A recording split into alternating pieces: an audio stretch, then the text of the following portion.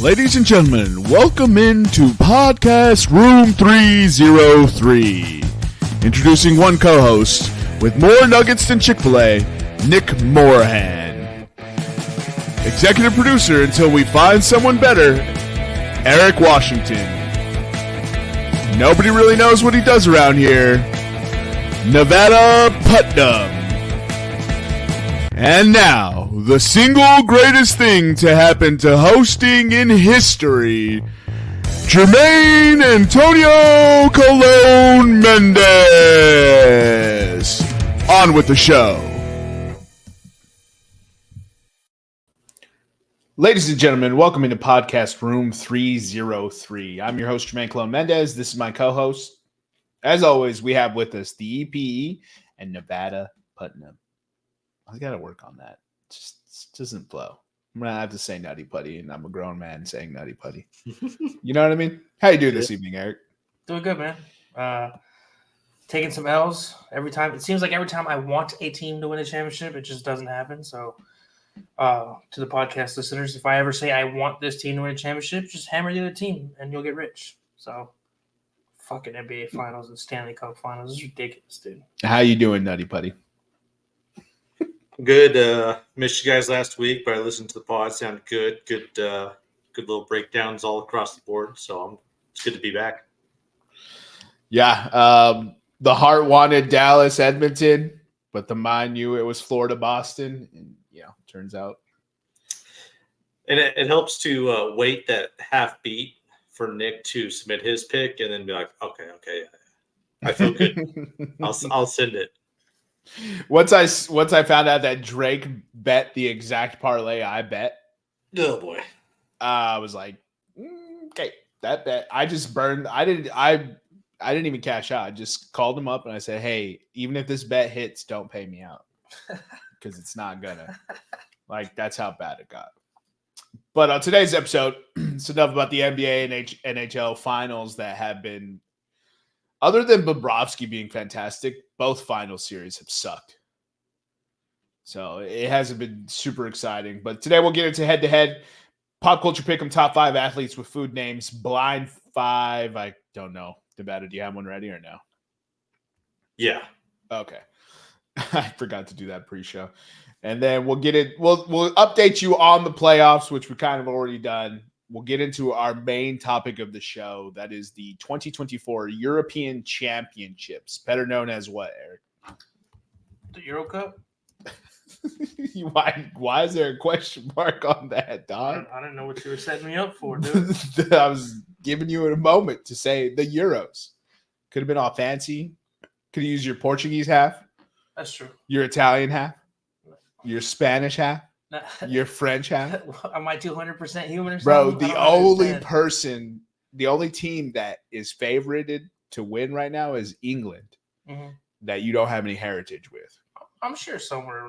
I come from royalty somehow, so there has to be a king or something that. Look, that was severed when we dumped tea into the water and started drinking coffee. I did throw a tantrum when we were in Philly and they flew the flag at half-mast for the Queen. I was fucking losing my mind. We literally won 2 wars against these bitches. You know what? It's done. We don't need to get into that. Good riddance. Agreed. Fuck that bitch. Nevada, quick Rockies update. How are they doing? We are entering the doldrums of summer. We were hot there for a minute. I don't think we swept LA, but we took at least 2 out of 3 in LA, so that was exciting. Rockies World now, Series.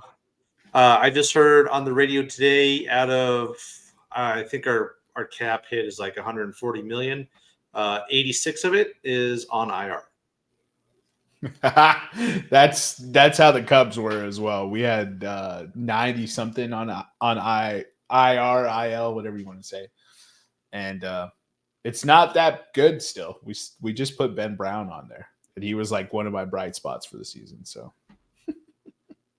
yeah, it's pain all around, but that's right. The Orioles are trying to keep the ship afloat. And the Cubs suck. They're blowing it right now to the Rays. Eric, you want to go take us through head-to-head? Yep. Let me pop this in here. All right. So last week was week 23.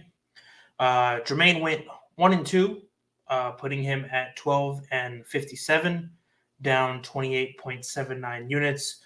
I still think he had the inside track on his first bet that he hit. He ran into the room all shiesty, and I ran 0% that day. I glided into the room. Oh, okay. I don't know. He's playing video games. I don't know. He just pops in and throws a bet in. 5 minutes later, the bet hits. I was like, what the fuck is going on? 5 minutes later, the game didn't start until 45 minutes later. Whenever it was, I was like, this is suspicious. All right, well, tell him what the bet is and why I'm a stud for picking it. So he took Paul Skeens over 7.5 strikeouts thrown against the Dodgers, which was the first time he faced Shohei, right? And he diced him up. That's the reason why I bet it, dude. Yeah, Shohei got his, but Skeens did end up dicing him up a little bit. Nick went 0-3, putting him at 7-61 on the season, down 31.87 or 30.87 units. That right there is currently updated to he's already lost the bet this week. Nevada 1-2, putting him at 25-44, down 4.46 units. How did that race end? Was it close? Is it one of the traditional Nevada losses or the same? It looks like I had Toyota winning. Yeah. I want to. That doesn't sound right. Let me double check. Or I'll give you guys mine. So I went. I bet the USA to win against Colombia. Colombia was on a 21-game unbeaten streak, and the US lost 5-1.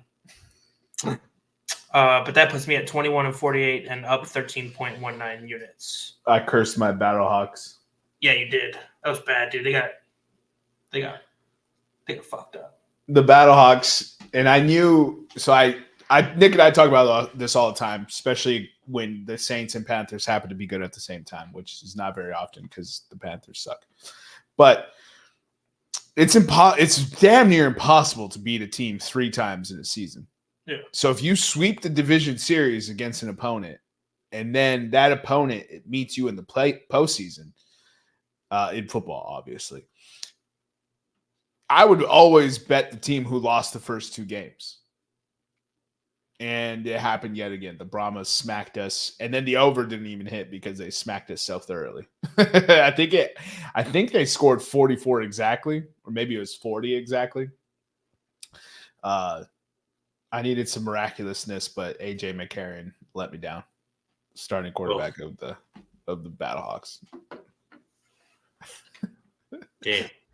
The only thing I remember from the game was they kept panning to AJ McCarron's wife for some reason. Rightfully so. They've been doing that since AJ McCarron. That's the only reason why ESPN wants AJ McCarron still relevant. Yeah. So they can have wifey in the stands. So they could they need the customary waifu shot, bro. Hey, I mean, I get why they were panning, but we didn't have sound on the game, so I didn't know the context of why they kept panning to him, or to her, I should say. But yeah. His whole thing is like the reason why he's still playing is because he wants to teach his kids about persevering and stuff. And I was like, also you're getting paid to play a kid's game, dude. Yeah, dude. Like you don't really have to explain it, my guy. But hey, good for you to want to teach your kids a lesson and all that stuff. He's always crying. I'm always like, dude, relax. Relax. You went 7-3, dog. Like and almost won a championship. We almost won the XFL championship, which is dope that they named one conference the USFL championship and one conference the XFL championship. And then the winner of those plays in the title game. It's Birmingham versus the Brahmas, dude. The team that whooped up on us. Yeah. Birmingham's the other team, right? Yeah, Birmingham has lost 1 game this year. Oof. And here comes number 2. They were down 18-3 in the USFL championship and then rattled off 28 unanswered. I think I remember watching that with you. It was the day before the Battlehawks on Saturday. I had it on, yeah. Yeah, I like to watch spring football. It's not like the best football or anything, but I think it's pretty entertaining. Also, like Hakeem Butler was amazing to watch this year for the St. Louis Battlehawks. My man was eating. He was bossing everybody until the last 3 games of the season. No, until the championship game. Remember, he had 2 catches that he didn't toe tap.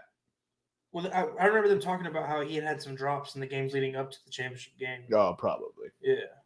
I thought you were about ready to drop Hakeem Nicks, and I was about to just shit a brick. Dog, what is he, like 40? Hanging on to the dream, dude. He's gonna make it back to the league one day. He's persevering. That's AJ McCarron-esque, bro, for sure. They should get T.O. to play in that league. Oh, I'd watch that every single snap. I want T.O. to come back to the NFL, man. I think he can play. He's a maniac. I I think think that's part of the reason why he could play. I'm not asking him to be, Jamar Chase. I'm asking him to be Josh Reynolds. You know what? Fuck it, dude. Come play for Philly again. We'll give you a second run. Nah, dude. no chance, dude. You guys ran that man out the out the Had that city. man doing sit-ups and push-ups in his driveway crying and shit. Here's how we'll do it, Nevada. We'll trade Cortland Sutton to the Pittsburgh Steelers for a second and a fifth. Done. And maybe that's too much. You're right. That's Maybe- way too much. Maybe a third and a fifth. No, Cortland Sutton balled last year. Don't get me wrong, he's good, but he's not worth a second and a fifth. All right. He's so worth maybe a fifth. a third. A third. right. We'll All right. get you a third, right? A All right. compensatory third, back of the draft, back of the All right. round. And then you sign Terrell Owen to be your star wide receiver. Oh yeah, we got number one now. We got a number T.O. one. Yeah. Bo next to T.O. Wait, what year is it, dude? Oh, Oh boy. That's great. All right, let's get into the pop culture pick'em here. All right. Let me make this a tad bit bigger. Today's order is Eric, Nevada, myself. Top 5 athletes with food names. Swear to God, Eric, if you don't get 101 right, I'm going to be salty. Oh, all right. No pressure, dude. Well, mine, I went with a personal favorite. I literally have the man tattooed on my arm. Yeah, okay. It's Kobe Bean Bryant. That's the only right choice. Yeah. that was not the 101 I was thinking of, but fair enough. Who's the 101 you're thinking of? The That's your greatest pick. athlete of all time, Joey frickin' Chestnut. Let the man compete.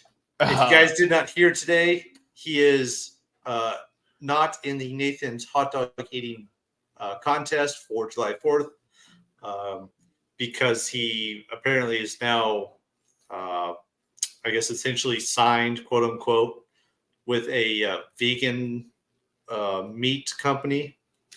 I actually respect the band, bro. Yeah, fuck that. If you want to eat meat, eat meat. If you're going to be vegan, eat salad. Well, I mean, shit, maybe this is like an NIL. But their Nathan's Hot Dog has a rule that they cannot have any rival brands basically showing or shown up at the contest. And I don't know why you're taking away the Michael Jordan, Wayne Gretzky, Tom Brady of competitive eating, but you're stupid. Nah, good riddance, bro. You're gonna sign a deal with a vegan thing when your entire claim to fame is hot dogs? That's silly, bro. That's silly. I'm on Nathan's side. They still make vegan dogs. It's not like he's giving up dogs. No, I know. That's still silly. I'm on Nathan's side. Mm. Also, what is the obsession with vegan food? Always trying to mimic like actual meat food. It's just a reflection of society, dude. People want to be the other gender. Food wants to be something it's not. It is what it is. It's where we are in the world, dude. It's kind of bonkers to me. Everybody's I was like, just going loony. it's like, oh yeah, I would rather not have this animal product that's sustained by the earth. No, I'd rather have this chemically lab created. What did we were at Ralph's the other day, or I don't know what day it was, but Oh yeah, the chicken biscuits that add contains bioengineered food. The box said contains bioengineered food, and I was freaked out, bro. I was like, why would anyone buy this? Test tube nuggies. Dog, it was, and on top of it was crackers, and I was like, we can't make crackers normal. Like that's like, what are we like? I mean, if you think about it, like those TV dinners that you eat as a kid, like that's probably like bioengineered food right there. The Oh, for TV sure. cuisines and stuff. That's so bad for you, for sure. Oh yeah. For sure. All right. So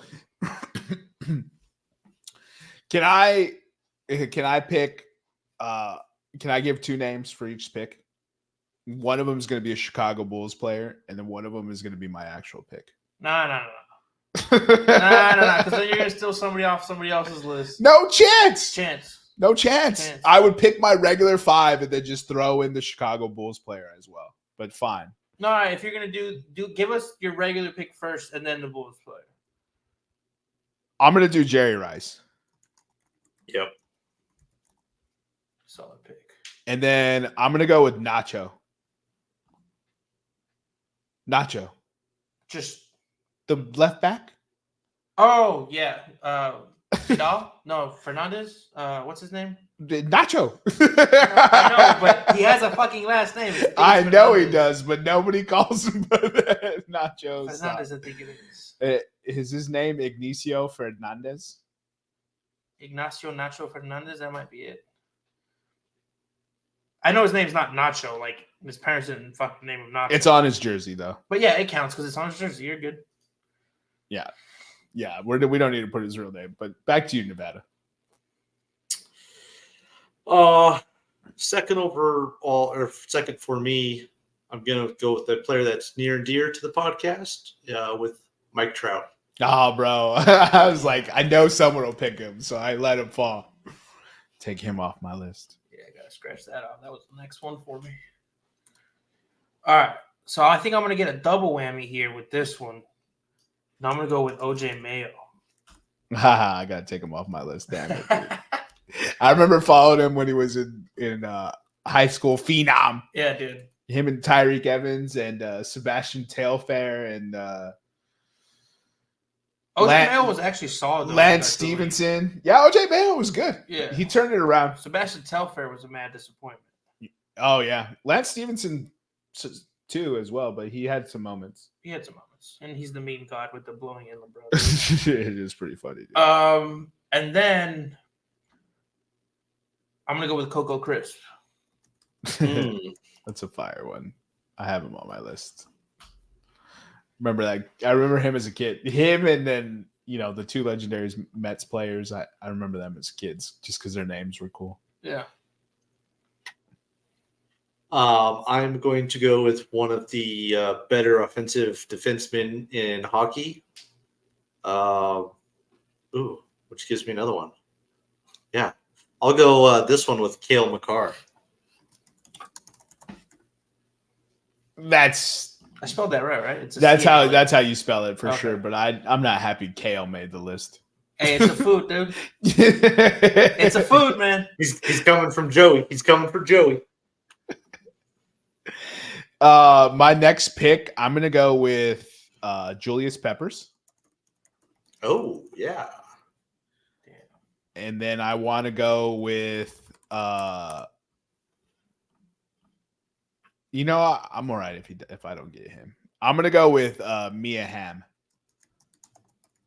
Solid pick, dude. Greatest women's athlete of all time. Bro, I used to love her growing up, dude. So my dad wouldn't let me have like slutty posters on my wall when I was younger. So I just had a Mia Hamm poster because she was like a soccer god and she was Mia Hamm, dude. She was hot. No, she was hot, but I think she was hot because she played so much soccer. She was the reason why I was getting into soccer. I was like, hell yeah, dude, she's good. That team was filthy too. Oh yeah. I mean, we've been filthy for ages, luckily. Are we accepting nicknames? Yes, because Nacho was a nickname. All right. Man. All right. I will go with, even though he's not the best, he's one of the best. Currently, I'm going to go with, I can't wait to see Eric spell this. David Pasternak. They call him Pasta. Yeah, that not bad. Not bad. Did I get it? No. Yeah. How do you spell it? Pastranak. Oh, Pasternak. Astronaut. Looks about right. I Close know who enough. he is. So there's bonus. Oh yeah, what points. team does he play for? Boston? I don't know. Yeah. Oh, there we go. So it's PASTRNAK because he's Chechen. So there's like accents all over that N and A. Like that. Yeah, but yeah, there's some crazy accents on his name. That's you were doomed from the start. No way you were good those accents. All right, I did my best. I gave myself an A for effort. I'm gonna go with Steph Curry, and then to close it out, man, I have two. I'll use this one as my honorable mention. I'm gonna go with Frosty Rucker, just because that's a gangster name. Who's that? Baseball player? No, he is actually a defensive end in the NFL. I think he played for the Chiefs, if I'm not mistaken. That name sounds familiar. Yeah. I can Google who he played for. Frosty Rucker. That double E on the end just is wrong. Wendy should. Oh, he played for the Cardinals and the Raiders. Bro, at least you didn't say the Saints. Yeah. And the Browns and the Bengals. Dang. Journeyman right there. Bro, everyone plays for a bunch of teams, really. Yeah. Like even CMC was supposed to be a one-team guy. Mm. Who else was supposed to be a one-team guy? Jerry Jeudy was supposed to be a one-team guy. Tyreek Hill. Jerry Jeudy. He's so mad. Couldn't even catch a cold. Dang. What'd you guys trade Jerry Jeudy for? Dignity. A third? What'd you trade for? Third and a fifth? It was like third and a sixth, or fourth and a sixth, something like that. Yeah, that's not bad. I think Cortland Sutton's better than him, no? Oh, 1,000 times. The fact that Cleveland gave him a contract that was it like 4 by 80 or something like that? It was pretty substantial, dude. Yeah. It was ridiculous. They have faith. Yeah. Or they just didn't look at. I mean, these are the same people that gave Deshaun Watson a contract, fully guaranteed. So that's a good point. 2024, fifth and sixth. Fifth and sixth. Yeah, maybe you aren't getting a third for. You definitely not getting this. Definitely not getting a second, like I had said. 3-year, $52 million. 352. That's so crazy. He's not good enough for that, dude. That's CMC money, isn't it? It's unfair what's happening to CMC though. Yeah, he's barely making like 1.6 less than CMC. His extension. That's crazy. He can't even hold CMC's jock. That's crazy. These contracts, CMC should be getting paid like Justin Jefferson, dude. Anyways, what's your final pick, man? Before I go into my usual running back soapbox. Yeah, so I'll stick with the stud defenseman that I originally was going to go with, but I'm going to go with the OG one, and that's Paul Coffey. Oh, that's a good one. Oh, like that, right? Yes, sir. Okay. Currently on the bench for the Oilers for their the offense for their defensemen. But yeah, Paul Coffey, one of the great offensive defensemen there was. I'm going with to round out my list. I'm going with hot sauce. That's funny. I pulled out some deep cuts. You guys are like, me and Ham, hot sauce. Dude, and one somehow has been coming back into my life lately. Ever since the Shane Gillis joke about the that he made about the And One mixtape, I've like my YouTube page has been flooded with it. I'm seeing the professor videos. I'm just like, what is going on? Hopefully it comes back, dude. That one was tight. It was tight. So, all right. Honorable mention time, boys. I'm going to go first. So this is my Chicago Bulls food list. Eddie Curry. Okay. All right.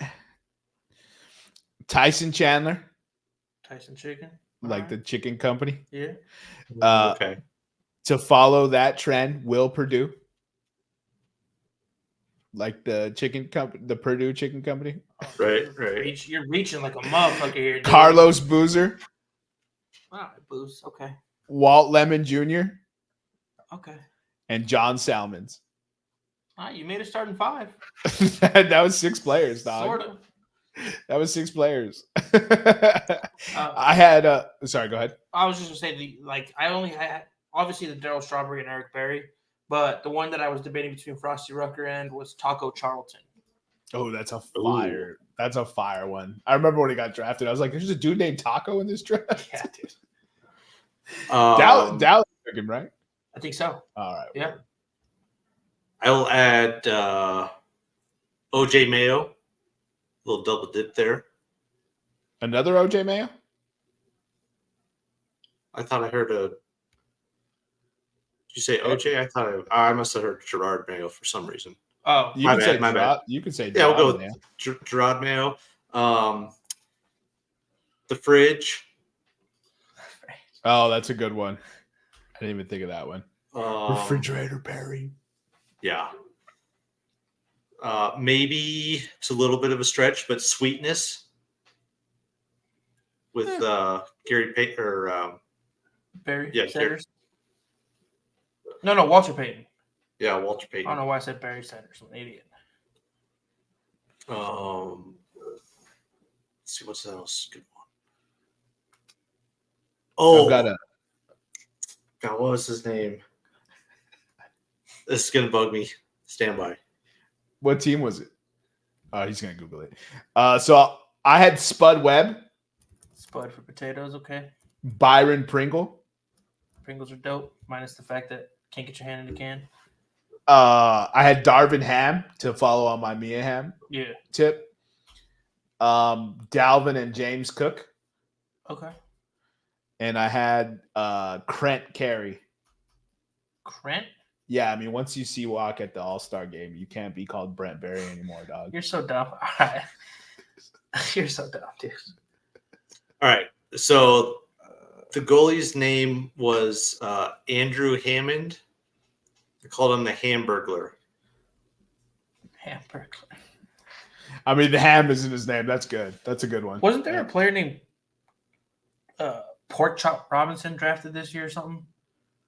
Chop Robinson. Chop Robinson. My bad, bro. I didn't mean to add the pork to you. Yo, I need to look, because if it's short for pork chop, that's amazing. That's amazing, dude. Yeah, Chop Robinson. He's a DN out of Penn State. Yeah, that's what it was. He was like one of the first defensive players taken this year, right? Not the first, but one of them. He was in the first round. I think he was late 20s, if I'm not mistaken. Okay. Yeah, he was the one that probably should have gone to Atlanta. Dude, anybody but Michael Penix. Atlanta, bro. First of all, I said that wrong. Can't-Lanta, bro. All right, Eric, read our list back, and then we'll move on to the next. Yeah, so top 5 athletes with names that are also food. I had the first pick. I went Kobe Bean Bryant, OJ Mayo, Coco Crisp, Stephen Curry, and Frosty Rucker. Nevada had Joey Chestnut, the GOAT, Mike Trout, equally the GOAT, Kel McCarr, David Pasternak, and Paul Coffey. Jermaine had Jerry Rice, Nacho, Julius Peppers, Mia Hamm, and the almighty hot sauce. That dude was AI in the streets, man. He was so fun to watch, dude. Everyone was trying to dribble like him. You remember when he would like flip it off the back of his pinky and the ball would turn right back to him? Yeah. I tried learning that for ages, bro. I got pretty good, but I couldn't get it down. I would still hit people with it like I was good at it, though.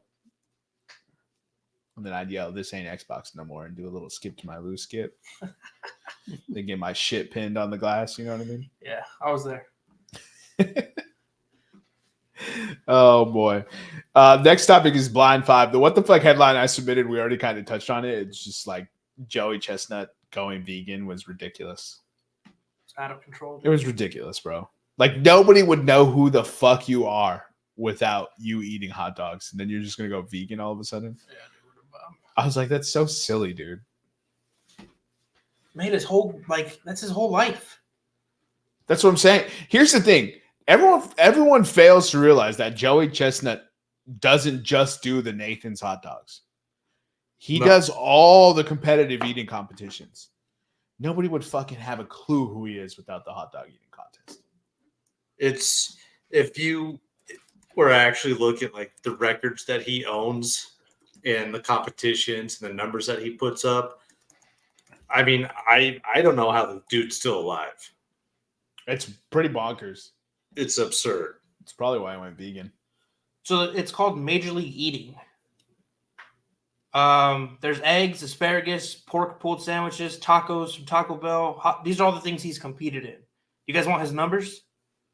Give us the most impressive. Don't, because he's done a lot. I know he's done a lot. Pork ribs. He ate 13.76 pounds of pork ribs in 12 minutes. 18 pounds? 13.76 pounds in 12 minutes on August 28th, 2013. Nevada, that's not less impressive though. Like that's more than a pound a minute. 23 6-inch Philly cheesesteaks at Dorney Park in 10 minutes on May 14th, 2011. Wow, this doesn't even sound appetizing. Oh, he smashed my taco record. I was gonna say, first of all, your taco record was like 10. He had 36-ounce tacos in 5 minutes on August 7th, 2014. 36. Did it give a time? 5 minutes in August 7th, I 2014. Sorry, I didn't hear. You're fine. Dude, oh my God. He ate 126 3-inch tacos, which are street tacos. He ate 126 street tacos in 8 minutes on May 5th, 2017. Those are the tacos Eric could eat 20 of. Yeah, I could fuck those up. Wasn't there a hot wing one? It was like 180 wings. Let's see. It was something stupid like that. Well, he ate 102 tamales in 12 minutes. How? It takes me forever to eat one tamale. Oh my God, he ate 28 pounds of smoked poutine in 10 minutes. That's poutine? That's a Canadian. What is poutine though?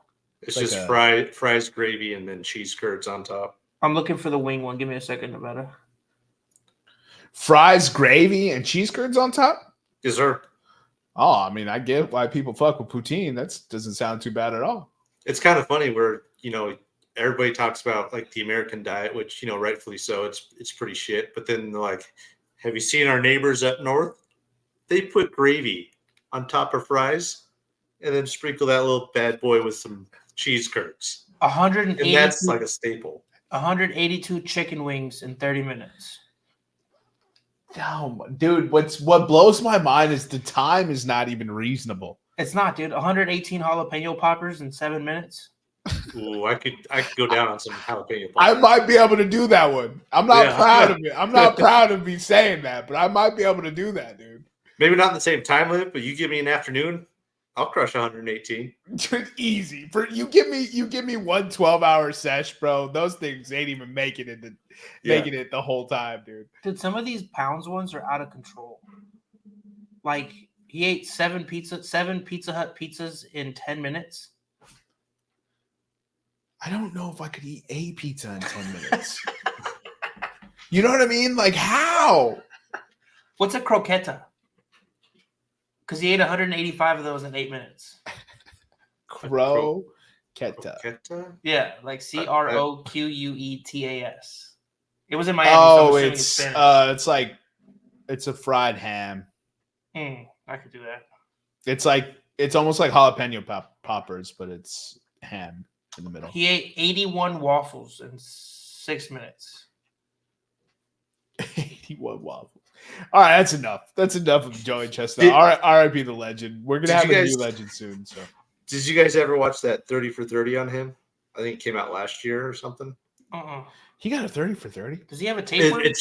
It shows like his prep for the hot dog eating contest, and then like his after recovery and stuff.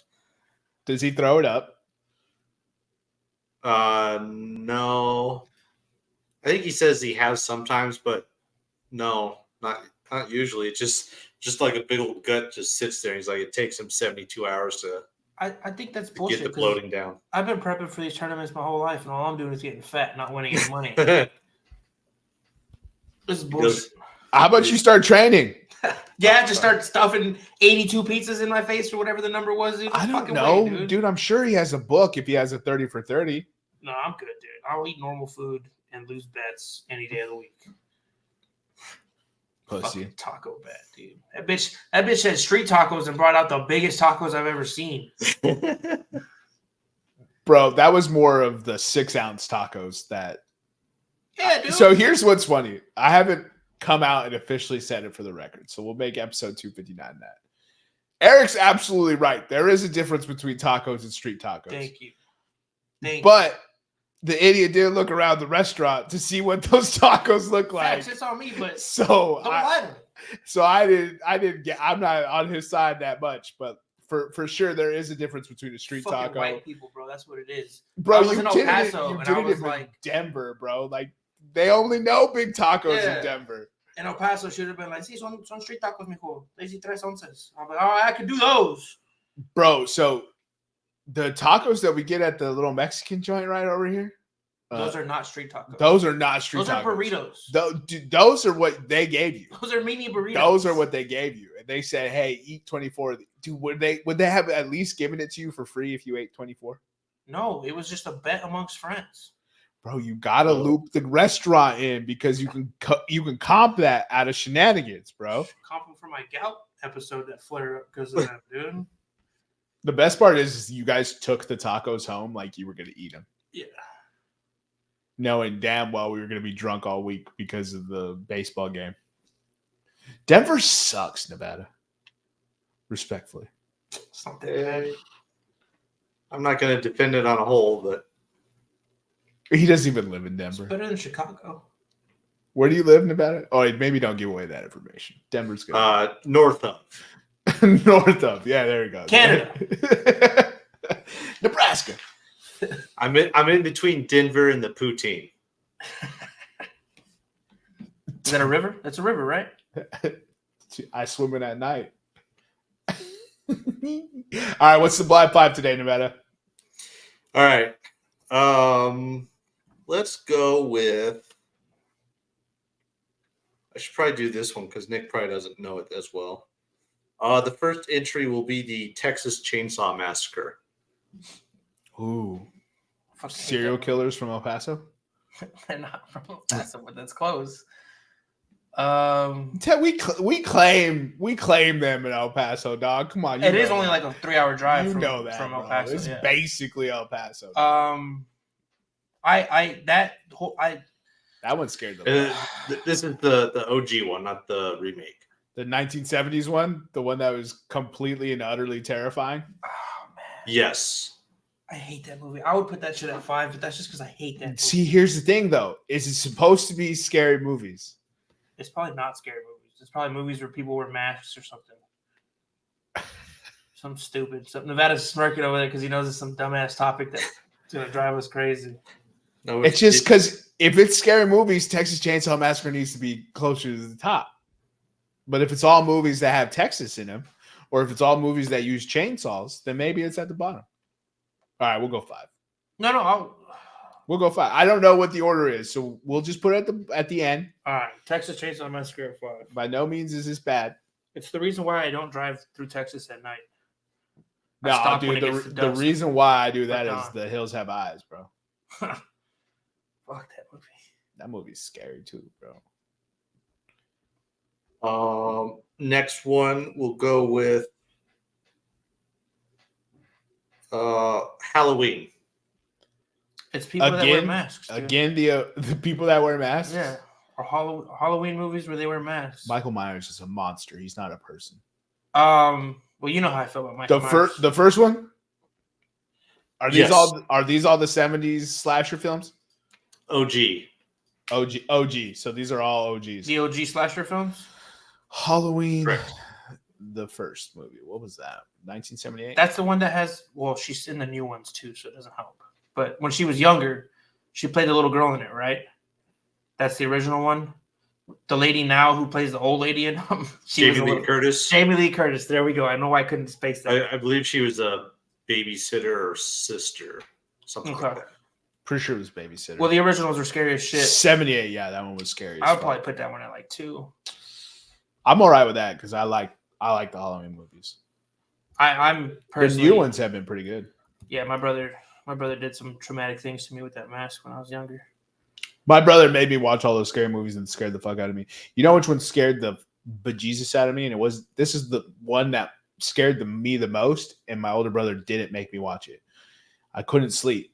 Shocker, story of my fucking life. I could never sleep. And TNT, you know how TNT just shows movies? They had the fucking Poltergeist on.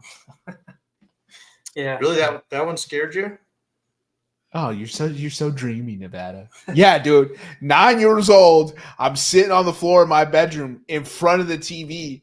Oh, well, there's your problem. With the TV's like floating. My brother's asleep in the bed behind me, and I was like, yo, you gotta wake up, dude. You gotta wake up. Like, you ain't going to bed no more because I cannot sleep. That movie's scary.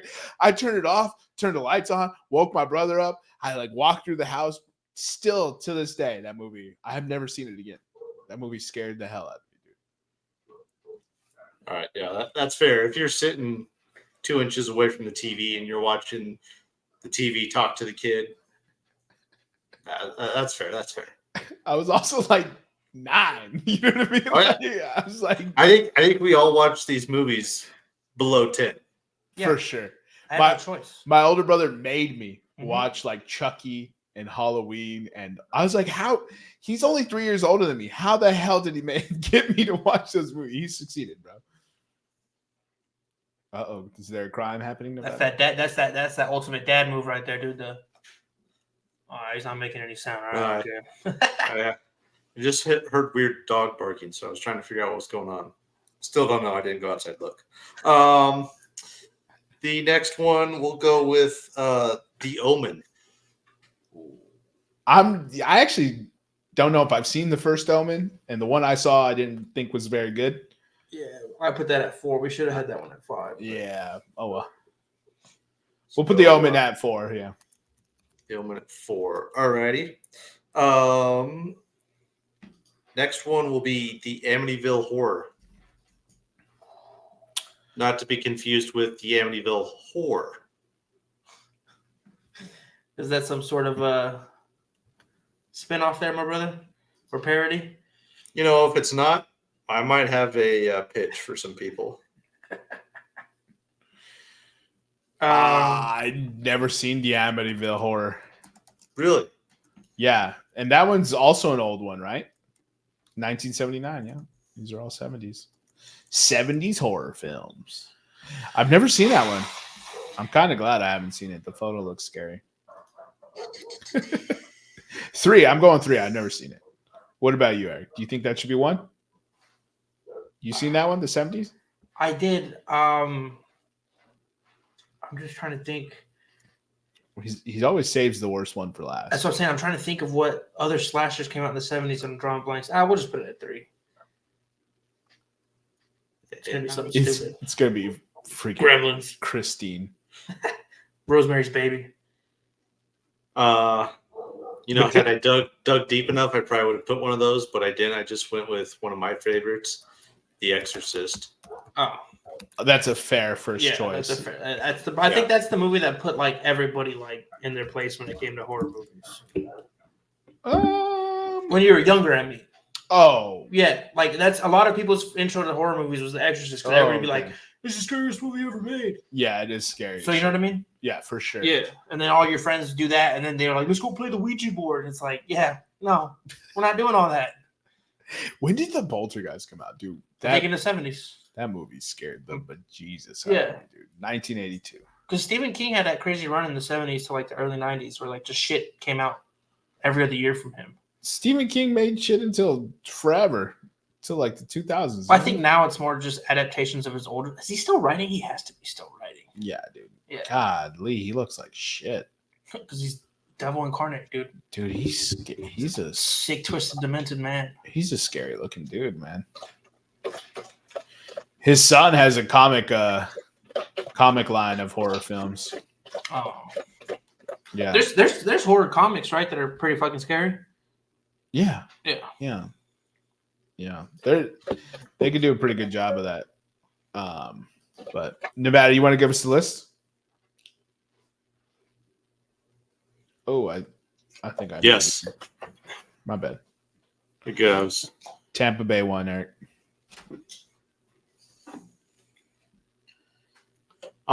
Did you guys have a entry for the topic?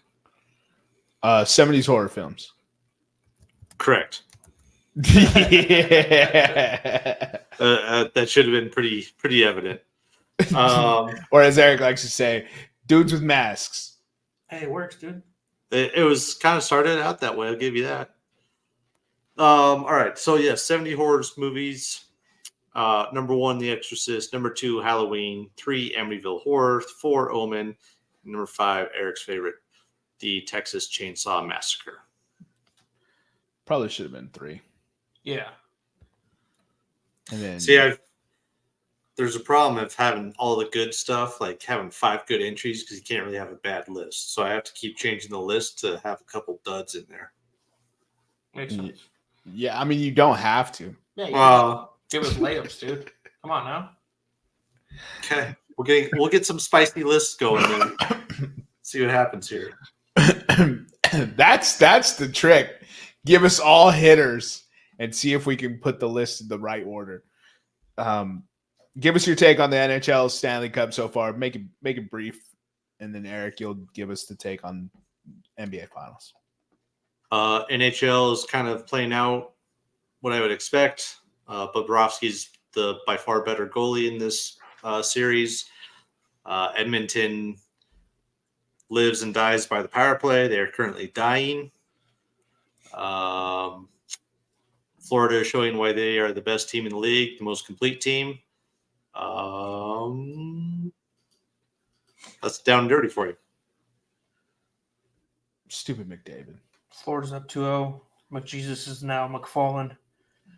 It's terrible, dude. He'll probably get 3 or 4 points on game 3. Here's hoping. I just don't want 2 sweeps.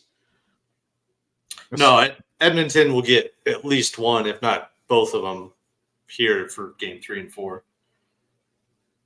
Hopefully, man. Yeah, I don't know. What I watched both games and I was not convinced with Edmonton, so I'm hoping, bro, because I have money on Edmonton. All right, Eric, give us the NBA Finals. So much like the Stanley Cup Finals, the Boston Celtics are up 2-0. Luka's pretty much trying to do it on his own. Kyrie's been bottled up. The Celtics have been playing defense, out of control defense, out of this world defense, I should say. Luka's not getting much help. It seems like the Celtics are evenly spread out. I mean, they got 20 points in game 2. They got 20 points from Drew, Jalen, and Jason Tatum, I believe it was. Luka's been the leading scorer, but he's been the only one scoring for his team. And it looks a lot like Boston's been to the show before, lost, and now they know what to expect. And Dallas looks kind of like it's their first time in the finals, and they don't know what to expect. So game 3, Wednesday, we'll see what happens, but it's not looking good for Dallas. 2 crazy stats for that. So Luka allowed the most blow-bys in the last 10 postseasons in game 2. And my other favorite stat out of this is Luka Doncic is the only Mavs player to hit 2 or more threes so far in the series. Yep. I didn't fact check it though. So. I did. So PJ Washington, so he hit 4 of 12 in the first game, and then Hardy and Green hit 1 each in the first game. Nobody else hit 1 in the first game. And then in the second game, which was on Sunday, Luka went 4 for 9. PJ Washington hit 1, and Dante Exum hit 1, and nobody else hit 1. All right, so Luka and PJ Washington are the only Mavericks player to hit 2 or more. No, he's hit 2. PJ Washington hit 1 in each game, but he hasn't hit 2 in a game yet. Oh, I heard 4 for 12 for PJ. No. Oh, so that was Luka's stat the first game. He went 4 for 12, and then he went 4 for 9 the second game. Oh, I was like, damn, why is he still going? He blew the stat up like from jump street. No. Yeah. So that tells you all you need to know. Celtics in 4, baby. And also, Dallas is shooting 66 from the stripe.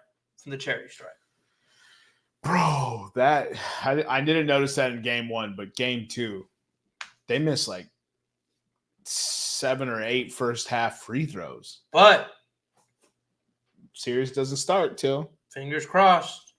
God bless his soul. But Kristaps got hurt again. Oh yeah, dude, that injury sounds crazy. Nevada, did you hear about that? I actually did driving home. It's wild. His ankle's fucked. The best part is they're like, he's questionable. I'm like, nah, if dude. he moves too fast, his leg will just dislocate. What are we talking about? Like, if that happened to me, I'm all about playing through it and winning championships. But if I'm not going to be able to walk again on some dumb, because he's got to run and jump and cut, and like, there's no way, dude. So real quick, Nevada, who do you got as the MVP so far? Is it Bobrovsky? Oh, for hockey, yeah. All right. Yeah. Yeah. If they win, if they don't, then it's McDavid. Okay. But, and then Jermaine, right now you watched both games. Is there a clear cut MVP? I think Boston were to win. I think it's Drew Holiday. Okay, I like that answer because what he's been doing on the defensive side of the ball is out of control. But like, if you're going star power wise, it's Jaylen Brown. Okay. Jaylen Brown is one of the things I have not been talking shit about this postseason is Jaylen Brown, which is uncharacteristic because I've been making fun of that man's handles for years. Yeah. I've been making fun of how he's not the alpha for years. And they paid him the richest contract in NBA history. And he has completely lived up to it.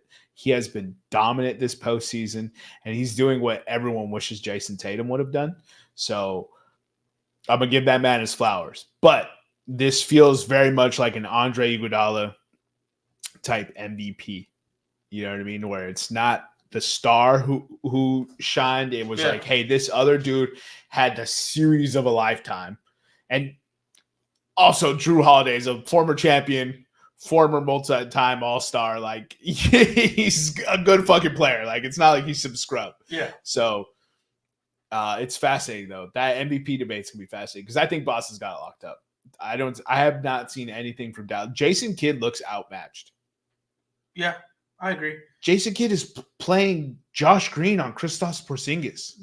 The first game, we'll move on from this quick, but the first game, did he even scheme up anybody for Kristaps? Todd, you just said you try now. It was like he was like, yo, somebody just stand in front of him. Don't defend him. Don't put your hand up. Just be in his presence so it looks like we're playing defense. That's our strategy.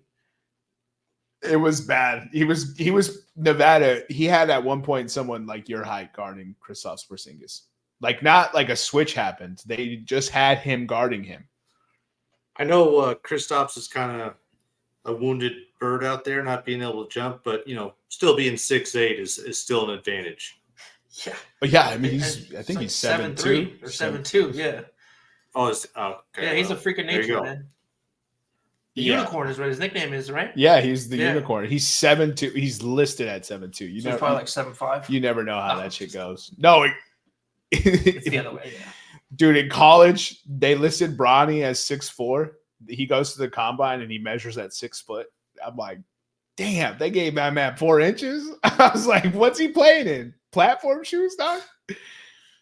Like Bryce Young, like at Alabama, they were like, oh yeah, he's 6 and some change, almost 6'1". He goes and measures, he's like 5'10" and a half or some shit like that, dude. Let's get into the main topic. Yes, sir. 2024 European Championship, aka the Euros, is on hand. I'm looking forward to it pretty heavily. So you want to bring up that bracket, Eric, and walk us through it? Sir. All right. So it starts on Friday the 14th, and it will conclude on, I believe it is a Saturday, July 14th will be the championship. There are 6 groups of 4. We'll just start with Group A and work our way around. And so for Group A, it's going to be Germany, Scotland, Hungary, and Switzerland. See if I have it here. Yeah, I do have it here. So Germany, their FIFA ranking is 16. They are predicted to win this group. Hungary's FIFA ranking is 26. They're predicted to win to go second, and the odds to win the division are plus 500. Scotland, their FIFA ranking is 39. Their odds to win the group are plus 10,000. And Switzerland's FIFA ranking is 19. Their odds to win the group is plus 5,000. You guys want to take some picks on this? Any questions about the teams? Yeah, we're just gonna give picks here. So Switzerland, I believe, is dealing with some injuries, and that's why Severely injured. Yeah, so they're down bad, and which they would have obviously been a better pick, but that's probably why they have Hungary making that leap there. Mm-hmm. I wouldn't sleep on Switzerland. They might be a good dog to bet in individual matchups for them to draw or both teams to score, just to make it squirrely is kind of where Switzerland goes. I do have Germany winning this division. I agree. I like what I've seen from Germany.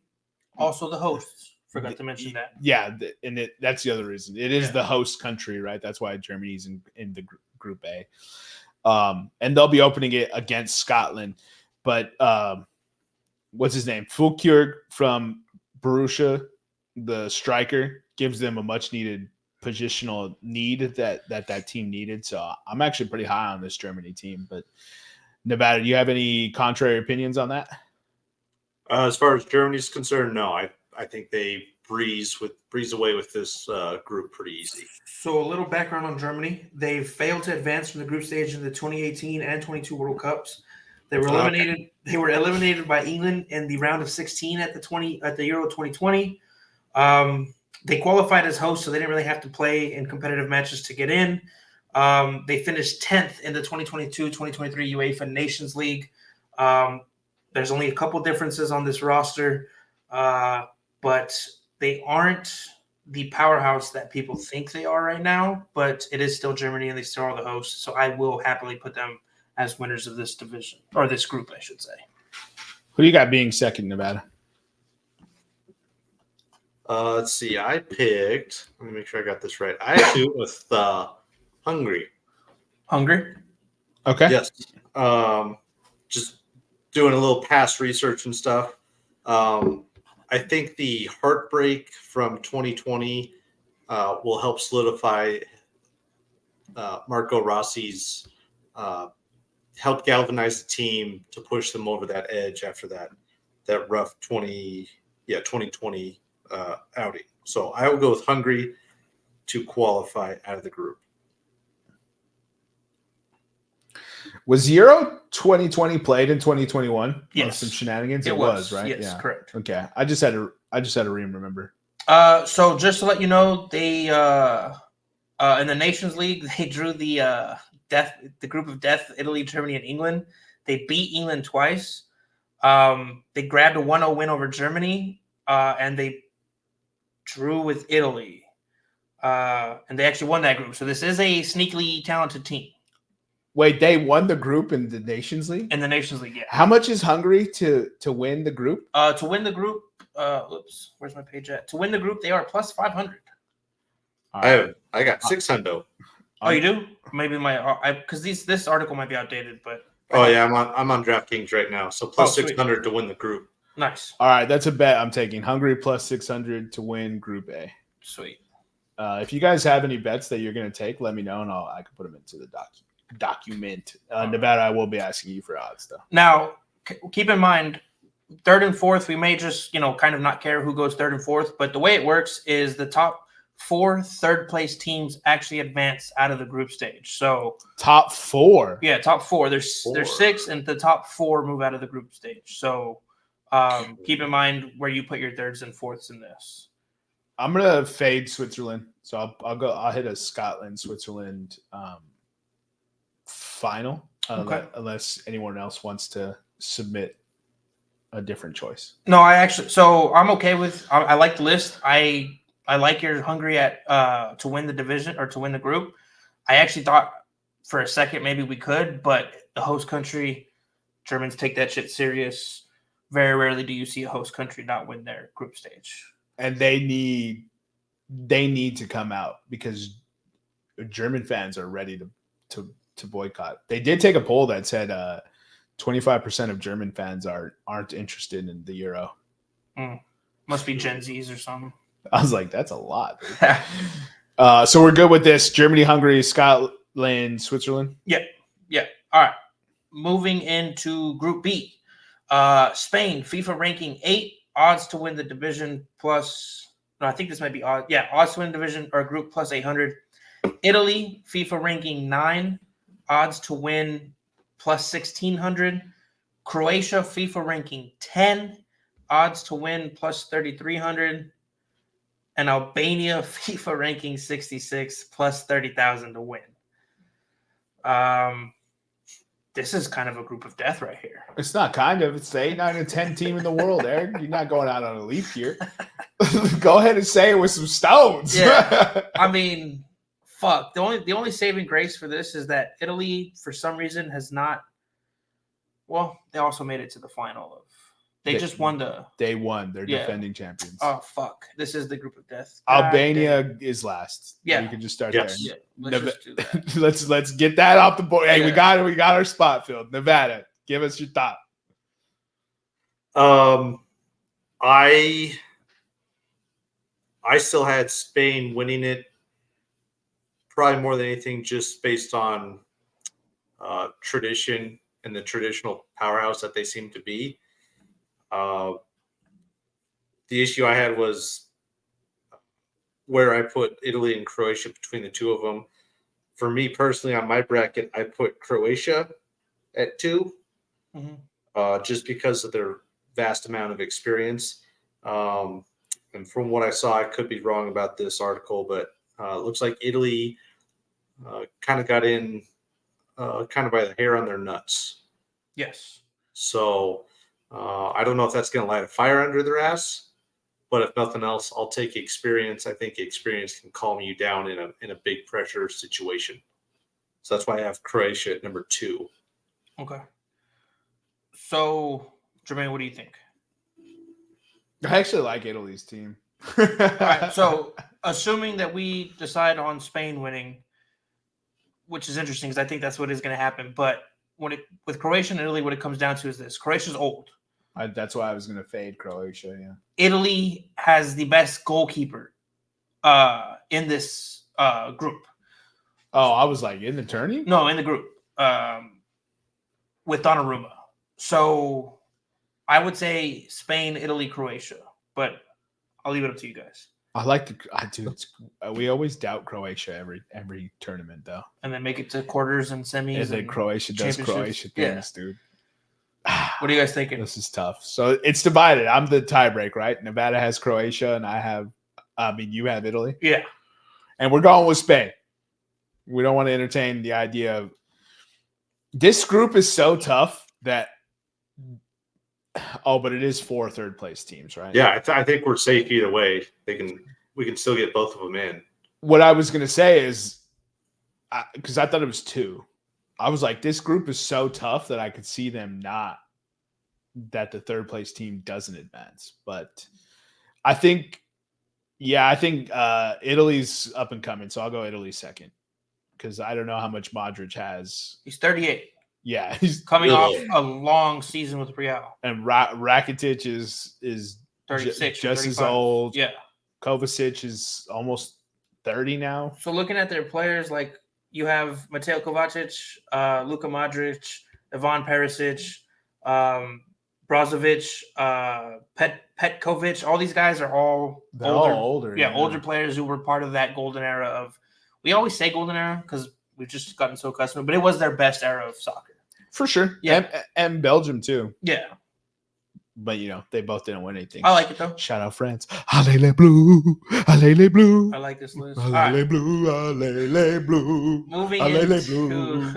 Allez les bleus. Group C. Allez les bleus. England, FIFA ranking 4. Odds to win the division or group plus 275. They are the favorites at plus 300, I believe it is, to win the whole thing. Nevada, will you get us the odds? For group winner? For group winner, please. England minus 250, Denmark plus 400, Serbia plus 750, and Slovenia plus 1200. Sweet. All right. So England FIFA ranking 4, Serbia FIFA ranking 33, Denmark FIFA ranking 21, and Slovenia FIFA ranking 57. What do you guys got in this? Slovenia, thanks for coming. Enjoy your 4 spot. This is what's happening. So we're just going to get that. Yeah, I mean, we're all pretty confident England wins this, right? Yeah. Yes. Yes. Okay. So now we have, it was, so we're looking at Denmark and Serbia. Yeah. Man, I might pick that Serbia up. I want to put Serbia at 2 because they've scored in their last 22 matches, which is, if you watch football, you know it's kind of crazy that they've scored in 22 consecutive matches. And also, they've only conceded 8 goals. They're playing some strong D right now in those 22 games. Nevada, any thoughts? That's exactly what I had on the group or the bracket that I had. England, Serbia, Denmark, Slovenia. I'm good with that. Yeah, I wanted to pick that Serbia second place finish as well, so I'll take that. Sweet. All right, moving into Group D. Let's just go ahead and do this right now. All right, so that's going to be France FIFA ranking 2. Get out of here, bro. Netherlands FIFA ranking 7. Austria FIFA ranking 25. And Poland FIFA ranking 28. Nevada, you mind giving us the odds because I don't have it pulled up. My sheet seems to be outdated. Group winners for Group D. France is minus 200. Netherlands are at plus 275. Austria plus 800.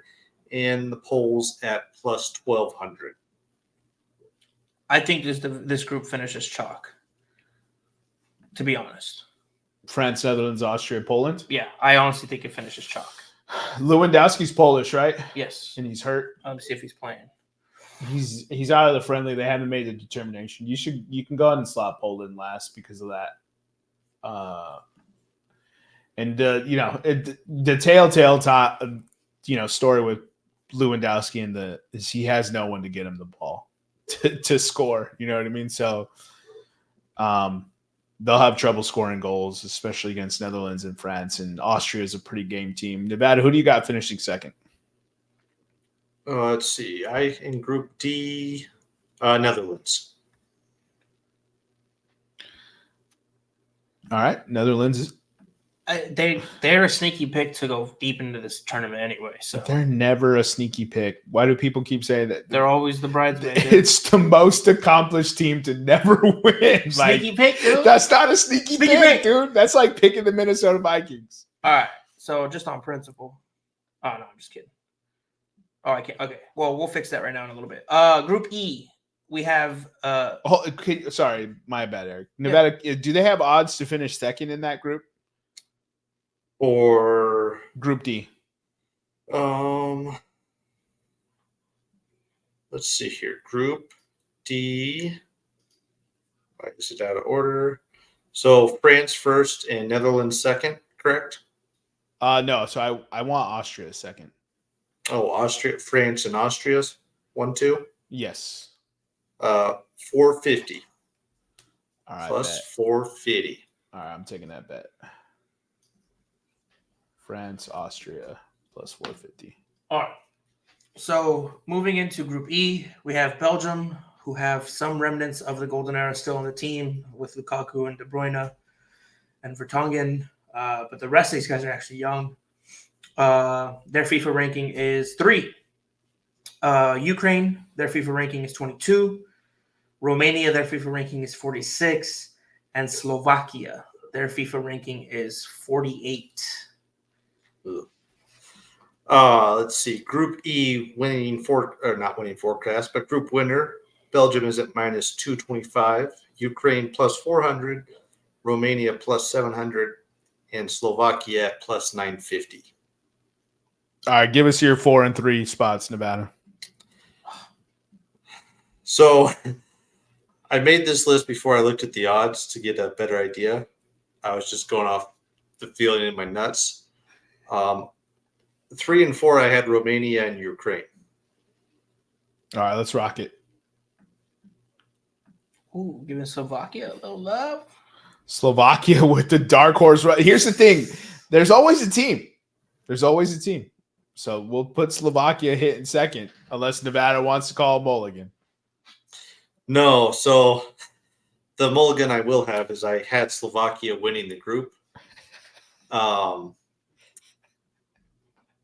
some Simply- Belgium disrespect, my God. No, I love it, dude. I'm here for it. Fuck the Belgians. Just looking at the Slovakia's lead up to this, they only lost to Portugal in their group, and then with Belgium losing, from what I recall, arguably the best goaltender or goalkeeper in the league.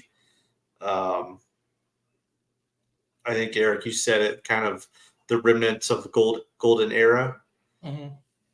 I don't know. Maybe this is the one where they kind of sneak up and the Belgians don't have their mojo. How much is Slovakia to win the group again? $9.50. You want to take that bet, Nevada? Yeah, sure. Why not? Hey, Slovakia to win Group E plus 950. Dude, so here's my thing. The reason why, and Eric, you can speak your piece on how you think this group finishes, but I was like, I'm gonna let Nevada pick this because these three teams, to me, like I know Ukraine is ranked highly. To me, it could go any which way. Romania, Slovakia, Ukraine. So, what are your thoughts, Eric? I like it. I think, if you're betting and you always want to look for the juice. I'm cool. I'm comfortable leaving Slovakia to win. The only reason I think Belgium will win the group is just because of the speed and the goal scoring they have up front. They have a good team. It's just Doku, Lukaku, and Trossard. And then if any of those guys get tired, let's see who they're bringing off the bench here. I just had it earlier. What's his name? Batshuayi? Carrasco, Munier, and Batshuayi didn't make it, actually. Bakayoko made it. Oh, okay. Those are all good players. Yeah. Though. Like, all right. So they replaced one all-world with another all-world. Yeah. Bet. That's the only reason I have it, because it's just a fast brand of football. And they need a striker to replace Lukaku, man. Yeah, he's always one fly landing on his leg away from having a hamstring pull. So shout out Chris Paul. Dude. Let's get into the next group. All right, so Group F: Portugal, FIFA ranking 6, Turkey, FIFA ranking 40, Czech Republic, FIFA ranking 36. No, Czechia, FIFA ranking 36. And I was looking at the flag. I was like, hold on. And then Georgia, FIFA ranking 75. Good Lord. The Euros are better than the World Cup, though, dude. Don't worry about it. Oh, I did it again. I grabbed it too early. All right, Nevada, who do you got winning this group? Yeah, real quick. Group F winners: Portugal minus 250, Turkey plus 400, Czechia plus 600, Georgia plus 1800. Winning it, I got Portugal. And I'm going to ride the momentum of Czechia with their hockey tournament that they won not even a month ago. Completely unrelated, but I think the country's galvanized. They want a little taste of it. I think Czechia gets in at number 2. All right. That's hysterical. Who do you got, Eric? Turkey's actually really good at soccer. Turkey's very good, yeah. Yeah. But they're ranked below Czechia. But I'll leave Turkey for one of the third place finishers to advance, and I will ride with Nevada for Czechia to get second. Portugal's winning this group. This team is just out of control, dude. So, What's funny is Turkey is good, and somehow FIFA has them ranked below Czechia. So I think Nevada might be onto something with this Czechia run they're on. yeah, we'll leave it because Turkey can advance as the third place winner. It's coming up, Czechia. All right, we got to pick our third place winners on that very next column there. So we get to pick 4 out of the 6. We can pick 4. So we have Scotland, Croatia, Denmark, Austria, Romania, and Turkey. We're going to do this one for sure. I don't care what you guys say. Yeah, we'll take Croatia. So Nevada wants Turkey. I want Austria. One more between Scotland, Denmark, and Romania. I mean, the obvious choice would be Denmark, but I feel like that Group F is so easy, though. Can I see Group C again? Oh, I have everything right England, now. Serbia, Denmark, Slovenia is the order we haven't finished yet. I'm gonna let someone else pick the last one. Nevada, I'll let you pick. I think we kind of mentioned. Sounds like Group E was going to be our chaos group, so we'll keep riding the chaos and go with Romania. Sounds good. All right. So now we have the group stage finished. Moving on to the round of 16. You want to run through this real quick, Jermaine? Yeah, we can do that real quick. All right. Give me the first matchup. So Spain, Turkey. Spain, Turkey. I'll take Spain. I almost picked the upset, dude. Nevada, you cool with Spain? Yeah, that's fine. All right. Germany, Serbia. Nevada, who you got?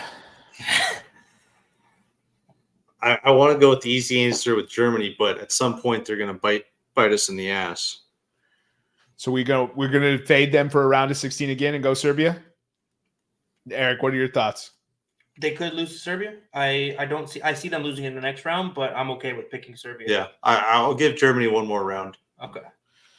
Ooh, they advanced out of the round of 16 for the first time in how long, dude? 8 years or Since they won the World Cup, right? yeah, essentially. All right. Portugal, Croatia. What a matchup, dog. Holy shit. We got a Portugal-Croatia matchup. I'm going Portugal. They got a lot of young talent. It is literally youth plus one hella old good guy, and then versus old guys that are hella good. Or were hella good. We'll see how they hold up in a tournament after a long, grueling season. Because a lot of those guys played in Champions League. I think Portugal could win it all this year, dude. Hush now. Nobody wants to see that. I do. Nevada, who you got? Shout out my boy Ronaldo. Yeah, I'll go with Portugal. All right. Ooh. A team exiting its golden matchup. era versus a team that's been in a golden era for about 80 years and never won anything. Netherlands and Belgium. What do you guys got? Ooh, this is an interesting. I don't want, dude. Those are back-to-back fire matchups. I almost don't want to pick this. I think I will go. My vote is Netherlands, but I'll let you guys decide. I could live with either. I can flip it to Belgium easy, so just let me know. What's funny is we're all out on Belgium now, right? Mm-hmm. And what happens when everyone's out on the team? They show up. That team finally does something. Yeah. I'm gonna go with Netherlands in solidarity of my hooligans chat because I asked them who they had winning it all. I'll reveal those at the end. But so we got Netherlands advancing then. All right. So the next one, Slovakia versus Austria. That's easy for me. I think Austria is real good. Nevada, you cool with that? Sure. All right. Well, we're not. So the next one, France versus Czechia. I'm gonna let you guys pick, but if you pick wrong, I'm still gonna put the right team in. Yeah. I think Czechia is hot, right, Nevada? They hot, but they ain't that hot. All right. France has 2 teams that can win this fucking tournament. Anyway, moving on. The favorites versus Romania. England versus Romania. Who do you guys got? I mean, come on now. I know you hate them, but come on now, dude. All right, and then our dark horse from earlier, Hungary versus Italy. Who do you guys got? The reigning champs, by the way, Italy. I like the flag matchup as well. Upside down versus downside up, or whatever. Horizontal versus vertical. Downside up. Yeah. What? I'm just saying shit, dude. Come on. He broke his own head trying to say that. Italy, you're trying to tell me that Italy is not strong right now. I'm not saying they're not strong. That's literally what you said like 5-6 minutes ago, dog. But they're not. Are you doing the UNC shit again where you tell me not to bet UNC and then they make the Final Four because you're a cunt? No, dude. I told you they have one of the best goalies in this tournament, but outside of that, they have been struggling. All right, you pick this matchup then. There it is. Hungary's advancing. All right. All right. So moving into our Elite 8? Quarterfinals. Elite 8. So we got the host versus Spain. No, first of all, that's March Madness, dog. Whatever, dude. Spain versus Germany. What do you guys got? España. Oh. You taking Germany? No, it's just you kind of have to rock with the squad. Nick roots for Germany, dog. I love Nick. He would have said they would have been out by now. So. Yeah, he would have had them failing in the group most stage. negative fan of all time. All right, bet. We'll take Spain. Portugal versus Netherlands. Portugal is just gonna have the murderer's row of matchups, bro. Winner of this gets Spain. Are you kidding me, dude? Nevada, who you got? Eric, who do you got? I'm biased. I tell you what, I really like Portugal, so I'm just not going to bet against CR7 until he's dead. Yeah. If he's 80 and he decides to come back, I'm betting Portugal. Netherlands is good though, right? Yeah, but it's Ronaldo, dude, with Bruno Fernandes. But Portugal's ranked higher than Netherlands, right? Yeah, Portugal's like 6th, I think. And Netherlands is 7th. So oof. Man. This is I'm trying to figure out a way to like split the two. This is so even. How about this? If this matchup happens, I want the bet for them to go penalties, and we'll rock with with my GOAT, Cristiano Ronaldo. All right, we'll rock with the GOAT for now. He's the GOAT, dude. He's the GOAT. 5 Champions Leagues, infinite Ballon d'Ors, infinite goal scoring. The highest jump of all time in a soccer game. That Eric was not impressed. I wasn't with. impressed at the time. All right. France and Austria. Who you guys got? I'm gonna click France every time until I actually think they're gonna lose. I think I'm going Austria, dude. Okay, I'm still clicking France. Just so. messing with All right. England. You Nevada. You cool with England? Yeah. This is the matchup I cannot wait to see right here. This is what I'm praying and hoping happens. Hopefully it would happen here, but I'll take it here too. Anyway, so our semifinals. Frozen 4. We have Spain and Portugal. What do you guys got? Did we just really hit an Elite 8 and Frozen 4 for European international soccer? You guys are killing me. So we're doing Spain and Portugal. I'm going Portugal. Unless anyone else is really, really high on this Spain team. I'm going to go Spain. Nevada, you be the tiebreaker. Oh. You're going to leave it up to the guy who doesn't know shit about either team. That's except usually for the best. Ronaldo's on Portugal. Yeah.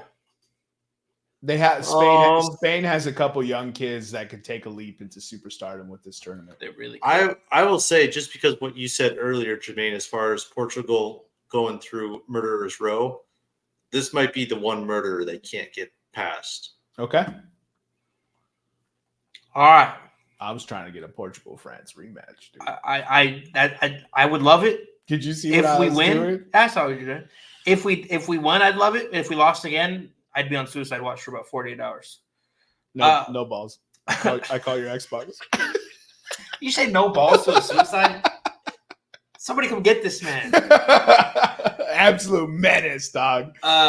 This is fascinating. This is arguably the 2 best teams in the world right now. Eric, give me your assessment. A fair and unbiased assessment, please. All right. So fair and unbiased assessment is these 2 teams are equal. And England may have the advantage in goalkeeping. When it comes to the defense, they're both tall and they're both strong. And they both have incredible speed on the ends. Now me and you were talking about it earlier in the week about the formations. We don't know exactly what the starting lineups are going to be. Both of these teams, their B team could probably be in this tournament and go deep into the tournament. As far as I'm going to give the attacking edge to France because they are slightly faster and they have a proven big game player. Now, Harry Kane is a phenomenal striker. So is Mbappe. The difference is Harry Kane plays for a country that's cursed, and even though he does kind of perform well in these moments, his country does not seem to pull it off for him.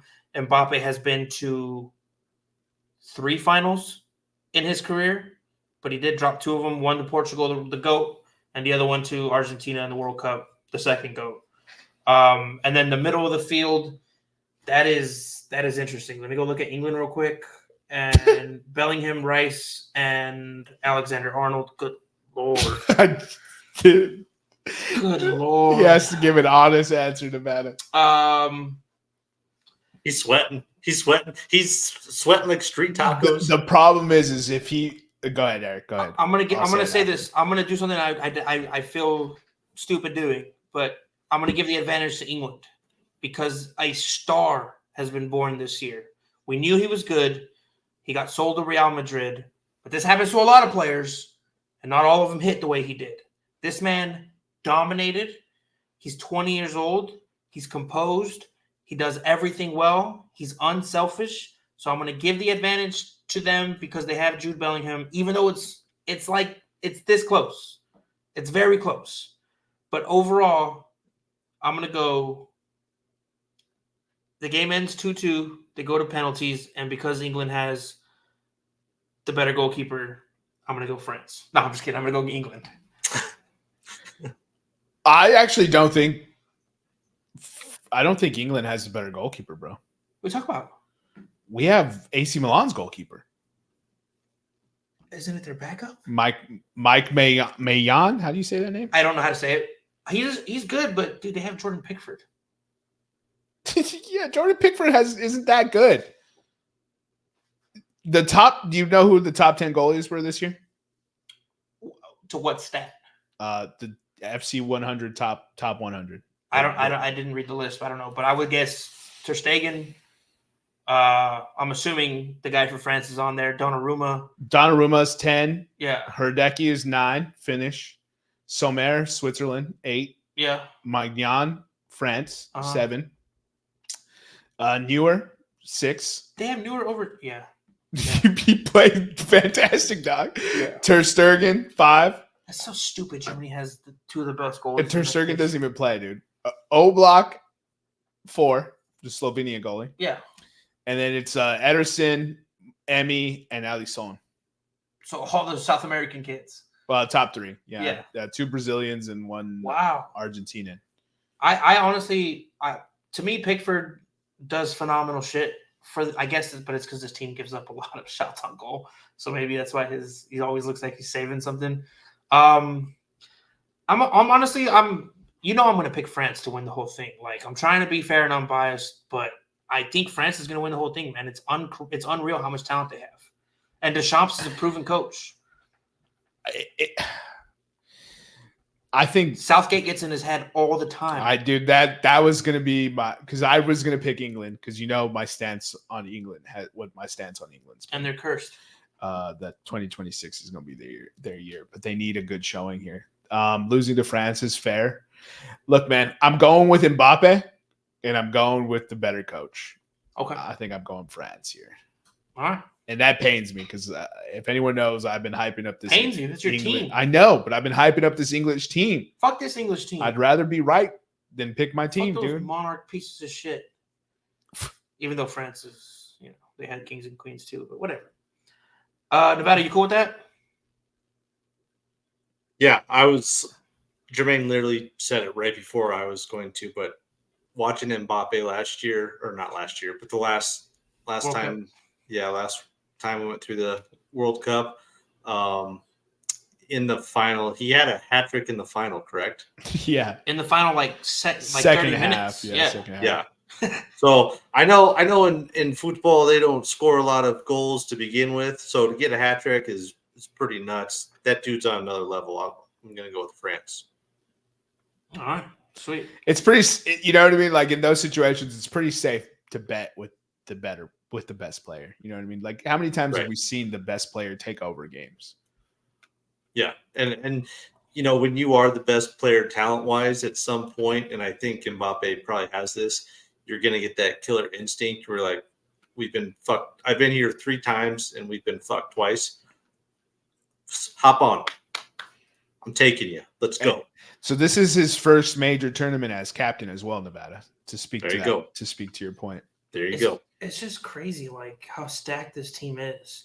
They could fill 2 competitive teams. Like I'm convinced they could fill 2 competitive teams. I think England could too. Yeah, no, I said that earlier. But I mean like look, Theo Hernandez, World Cup winner. Antoine Griezmann, World Cup winner. Tchouaméni was too young. Dembele, World Cup winner. Mbappe, World Cup winner. The other Hernandez, World Cup winner. Rabiot, World Cup winner. Dembele, World Cup winner. Thurman, World Cup. It's just they're just oh my god. Anyway, so we have the final. We have Spain versus France. My pick is France, but I'll let you guys decide, and I'll pick whatever you guys go with. We're filling it out together. I'll rock with you on France, bro. Yeah. I thought Portugal would be in this position. So you thought it'd be like this? I thought it'd be like that. Oof. And I actually thought Portugal would get us again. But since it's Spain, I'm good with France. Nevada? Mbappe rises up to the moment. It's going to show why he is the captain. Maybe he'll go for 4. Shit, he might. And here's the thing. In my Nevada, do you have bets for goal scoring on DraftKings? There was. Let me see if I can find them again real quick. If there is an Mbappe over 5.5 goals for the tournament, give me the odds, please. Player futures. So top goal scorer Kylian Mbappe is plus 500. Wow, you can get that at plus 500. Yeah. Yeah. That's crazy. You can get him at plus 600 for player of the tournament. I'm going with Mbappe, top goal scorer, dude. Kevin De Bruyne plus 1,200 most assists. Plus how much? 1,200. Depends on how deep Belgium goes. So plus 500 for top goal scorer for Mbappe. De Bruyne is plus 1,200 on the assist. Yeah, and think about it. What's all their goals will come from a De Bruyne assist. What's Griezmann? For assists, plus 1,600. He's 5th. Kylian Mbappe is actually plus 1,400. You can go with a France to win it all and Mbappe to be the top goal scorer for plus 1,400. Oh, I want that. Damn. I'll put that as my bet. Yeah, that's your bet, Eric? Yeah, that's my bet. I kind of want to actually put money on that.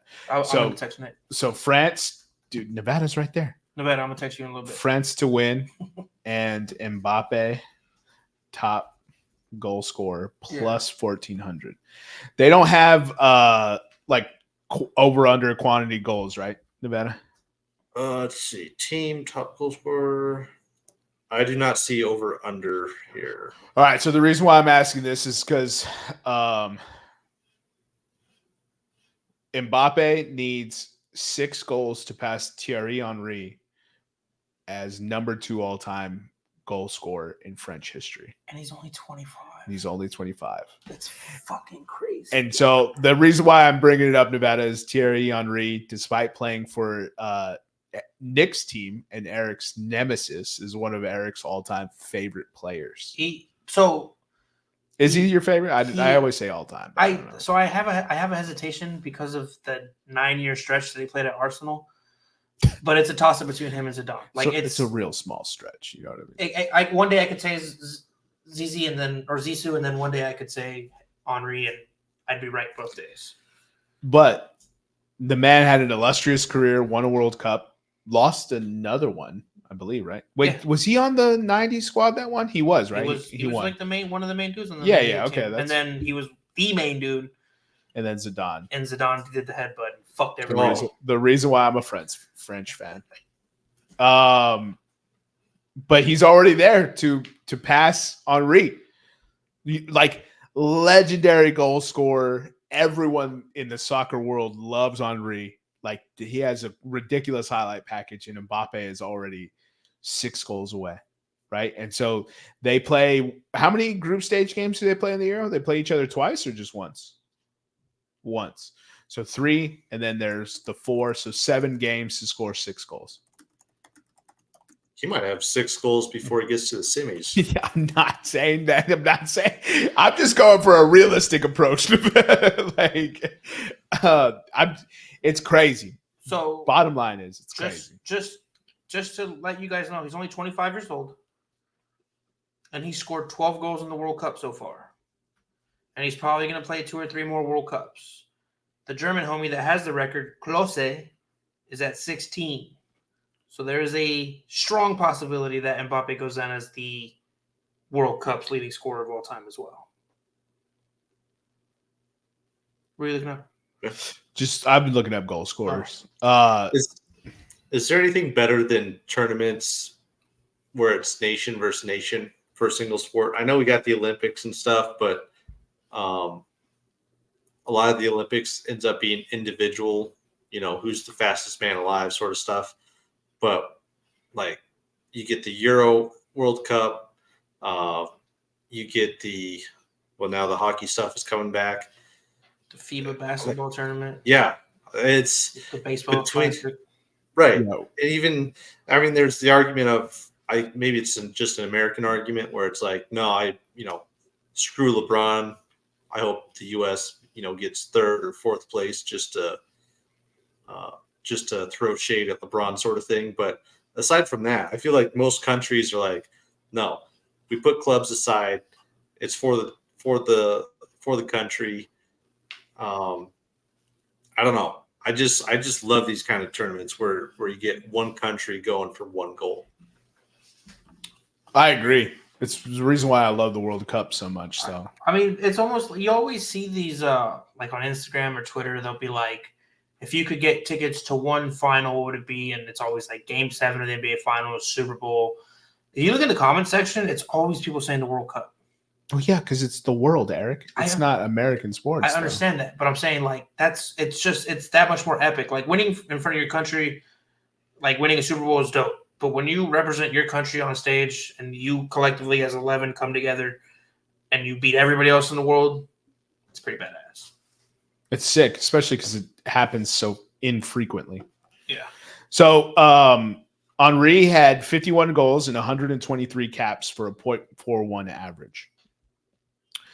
Olivier Giroud has 57 goals on 131 caps for a .44 average, right? Kylian Mbappe has 47 goals on 78 caps for a .6 average.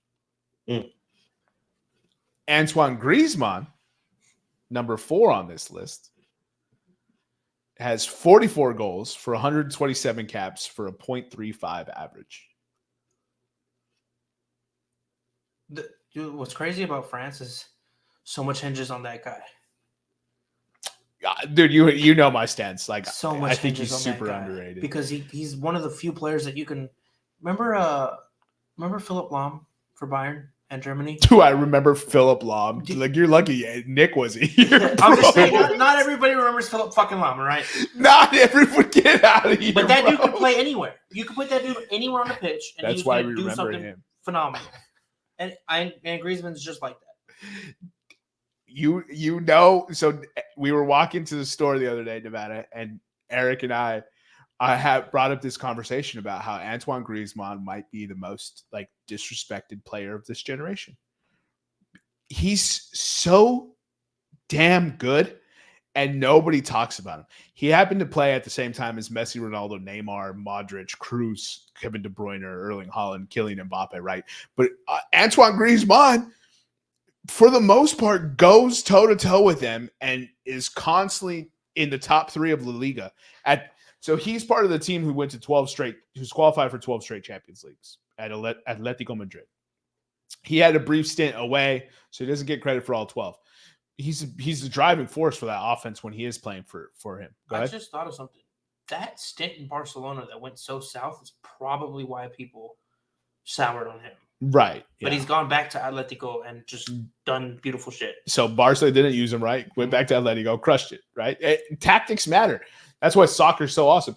But anyways, no matter. So he was in the same league at the same time that Messi and Ronaldo were battling, right? Real Madrid versus Barcelona, right? Those, Messi and Ronaldo. You don't watch a ton of soccer, you know those guys, right? Absolutely. And his team was still qualifying for Champions League every single year while those two were fighting and winning the Champions League. And they won the league. I thought they won like 3 or 4 times. No, and they won the actual La Liga as well. They made a UCL final. They did not win it, but they made it. Because their coach is trash. Yeah, right. This is the opposite of that. Their coach is trash.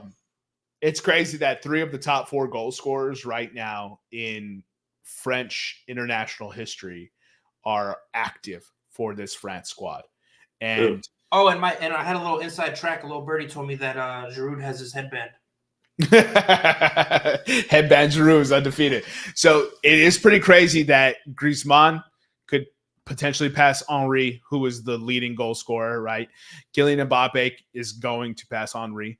And then Giroud already passed him. So this generation of French soccer is crazy. And then the crazy part is, and one thing that Eric loves to get his rocks off, is that the incoming generation of French talent is absolutely bonkers. It's absolutely bonkers. It's like this. It's like they're breeding them at a farm So or something, dude. they lost the Euro final, right, to Portugal. They won the World Cup. They bounced out early in the Euro, and then they To Switzerland, those little bitches. yeah, we lost to Switzerland early in the Euro. Then we went to the World Cup final and lost to Argentina. This team has played for 3 major international trophies. What happened? A World Cup. Listen, I know I'm a France fan, and you guys are gonna just say I'm bullshit. I full of agree shit, with this point, though. but it was fucking rigged. They absolutely rigged it for Messi.